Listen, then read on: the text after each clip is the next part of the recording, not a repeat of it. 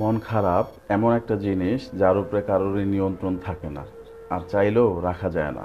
মন খারাপ সবার জন্য হয় না, যাদের জন্য হয় ম্যাক্সিমামই তারাই বোঝে না। কথা বললে মায়া হয়তো বাড়ে, কিন্তু কথা না বললে মায়া কিন্তু কমে যায় না। কাউকে মিস করা কতটা যন্ত্রণাদায়ক একমাত্র সেই বোঝে যে প্রতিনিয়ত প্রত্যেকটা মুহূর্ত তার প্রিয়জনকে মিস করে।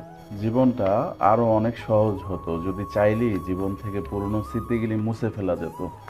আর কিছুই পাই আর না পাই, জীবন থেকে একটা শিক্ষা পেয়েছি, যা চাইলেই সবকিছু পাওয়া যায় না। পৃথিবীতে দুই ধরনের কষ্ট আছে, একটা তোমাকে ব্যথা দিবে, আর একটা তোমাকে বদলে দিবে।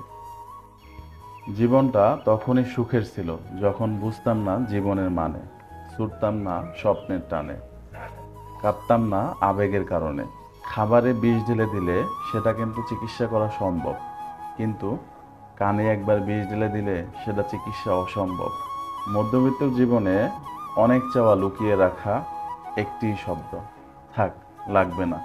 মনের অনুভূতিগুলি জোর করে চাপা দিয়ে রাখলেও মাঝে মাঝে চোখের জল বুঝিয়ে দেয় জীবনের সব গল্প।